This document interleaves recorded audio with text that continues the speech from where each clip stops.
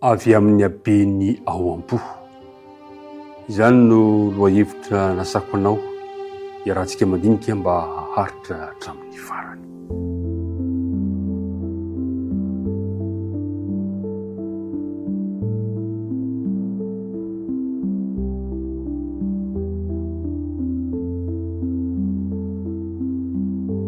Miaraba antsika rehetra tafahoana somatsara indray amin'ity herinandro vaovao ity, noho ny fitahian'ny tompo, noho ny fitantanany, dia mihinantsika izao tombotsoa lehibe izao.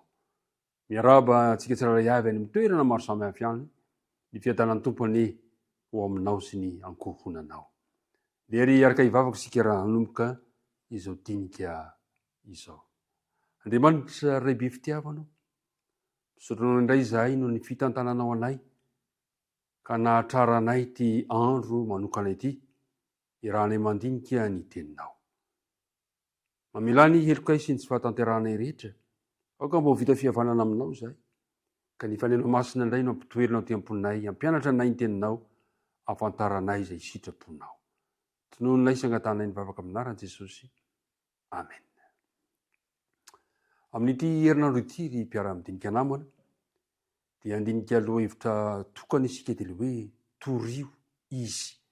Ny fitoriana ny filazantsara no ataontsika aretiana sady tem-piandohana mandritra manomboka izao herinandro izao, fa ny fitoriana filazantsara dia mampitombo amintsika ny fifandraisantsika amin'Andriamanitra. Izay hoe mitombo amin'ny fifandraisana amin'Andriamanitra. Amin'ny androany ity dia amin'ny lohateny dia hoe avy amin'ny habeny ao am-po.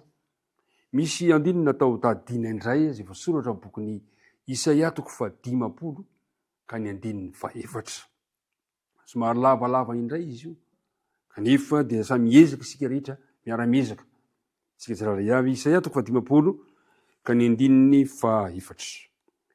Jehovah Tompo no nanome ahy ny lelany efa mahay, mba hahaizako manao teny, mampahatanjaka ny reraka, ampandrenesy ny isamaraina, ary eny ampandrenesy ny sofiko, iainy tahaka ny efa mahay. Zay teny mpaminany Isaia zay no andininy nataontsika ho tadiana amin'ity herinandro ity. Misy iraka lehibe zay ampanaovy ny tompo antsika ry mpiara-midinika namana. Samy antefanio avokoa ny tsirairay avy. Ao amin'ny bokin'ny Matio 20 manomboka amin'ny andininy 20 izany ka hatramin'ny andininy 20 manao hoe, ary Jesosy nanatona ka andeny taminy ka nanao hoe, efa nomenay ny fahefana rehetra any an-danitra sy ety an-tany, koa mandehana ianareo dia ataovy mpianatra ny firenena rehetra, manao batisa azy ho amin'ny anaran'ny Ray sy ny Zanaka ary ny Fanahy Masina, sady mampianatra azy hitandrina izay rehetra nandidiko anareo. Arindo izao momba anareo mandrakariva, ambara-pahatonga ny fahataperany izao tontolo izao. Misy teny miverimberina le hoe rehetra, fahefana rehetra, ataovy mpianatra ny firenena rehetra, hitandrina izay rehetra nandidiko anareo. Naniraka antsika hitory hafatra amin'izao tontolo izao Jesosy. Mandehana ho izy ataovy mpianatra. Niraka ampanaovinao antsika zany, izay hitombontsika amin'ny fifandraisantsika amin'Andriamanitra, izao anao mpianatra ny firenena rehetra. Anao mpianatra. Ary avy eo ireo mpianatra ireo indray dia mitaona mpianatra hafa dia takan'izany hatrany hatrany. Zany hoe isika rehetra ireto zany dia asaina mitoro ny filazantsara mandrakizay sy ny hafatra ny anjely telo izay voalaza amin'ny Apokalipsy 4:20 ka manomboka amin'ny 1 ka hatramin'ny 12, mba hanomana izao tontolo izao amin'ny fiavian'i Jesosy Kristy tsy ho ela intsony.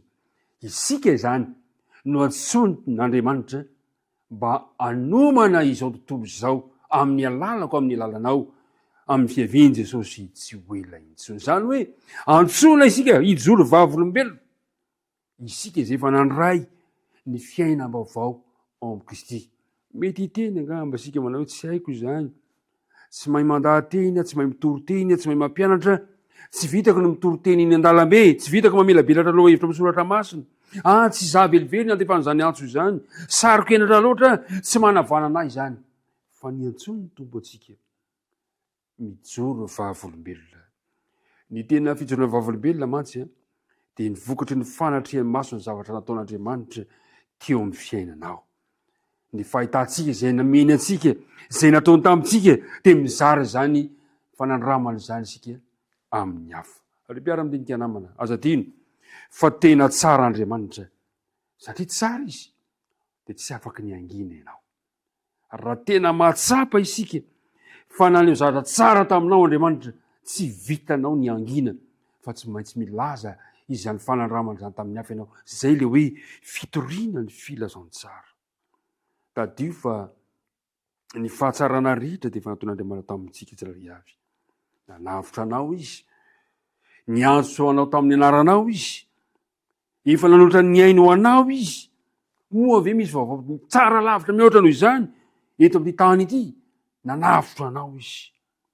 Ireto mpianatra izay nomena ny hafatra dia izao, tsy mba nianatra tany amin'ny sekolin'ny raby izy ireo, tsy mba nandalina tahaka ny hafa izy ireo, kanefa zavatra nisy dia izao, azontsika atao ankehitriny ny mandray lesona avy amin'ny tantarana izy ireo. Ry mpiara-midinika namana, antsony ianao, antsony isika, andeha anao mpianatra ny firenena rehetra, andeha ampitandrina izay efa nampitandreman'i Kristy antsika, ary mpietrehanana izany dia tsy hoe mandefa antsika irery Jesosy, fa ozy hoe indro izao momba anareo mandrakariva. Izany hoe miay atsika, miara-dalàna amintsika izy. Malaza antsika ary mba hijery amin'ny Asan'ny Apôstôly toko voalohany. Asan'ny Apôstôly toko voalohany izao no voalaza an'ilay teny amin'ny andininy 9. Fa azo hery ianareo amin'ny ilatsahany fanahy masina aminareo. Maniraka atsika Kristy, mandehana atao mpianatra ny firenena rehetra, dia izao no lazainy, azo hery ianareo. Zany hoe rehefa manapa-kevitra ny andeha isika, miny atsika le hery ny fanahy masina izany. Dia izy hoe, ary vavolombeloko any Jerosalema sy eran'ny Jodia sy Samaria ary hatramin'ny farany tany.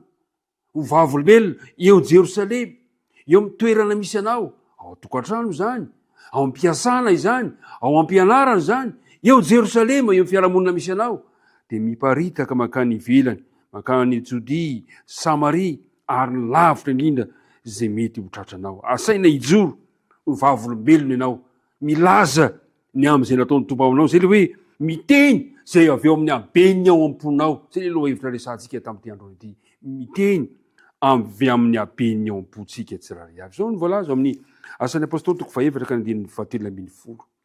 Asan'ny Apôstôly toko 7:17 manao hoe, ary noho nahita ny fahasahisahin'ny Petera sy Jaona izy, sady nalala fa tsy mba hampahay lalàna na nampianarina izy roa lahy, dia gaga izy ary fantantsara fa efa niaraka tamin'i Jesosy izy roa lahy, tsy mba nampianarina nefa dia nahay nampitany amin'i Jesosy, ary gaga ny olona. Inona ny antony, inona fa tsy ambaratelo, fa azo hery ianareo. Dia amin'ny 20, amin'ny Asa Apôstôly toko 7:20, fa izahay tsy maintsy milaza zay zavatra efa hitanay sy renay. Zavatra hitanay sy renay, zay le hoe avy amin'ny habeniny ao am-po no ho lazaina, mijoro vavolombelona miaraka, satria ny fanahy masina nanome azy ireo ny fahasahiana rehetra. Ary mpiara-midinika namana, ianao no antsona amin'ity androany ity, anao zany hiraka izany, hijoro vavolombelona. Vitanao zany noho ny fahasoavan'ny Tompo, mangatama mandrakariva ny fanahy masina nanome antsika ilay hery ahafahantsika manatanteraka izany asan'Andriamanitra izany amin'izao taranaka misy antsika izao. Andeha ary araka hivavaka isika. Andriamanitra ray be fitiavana, misaotra anao izahay, fa na dia tsy mendrika aza dia mientefa ty amponay ny hiraka mba hitory ny filazantsara anao, mety efa ty aminay niantso mba hijory vavolombelona ho anao izahay. Angataka anao ary izahay. Fienoy mandrakariva ny fanena masina izahay mba hitarika anay ho amin'izany. Dia mitantana anay amin'ity tontolo andro ity, aza mafoina masaraka anay. Tononona ny vavaka, nohon'ny amin'ny anaran'i Jesosy. Amen.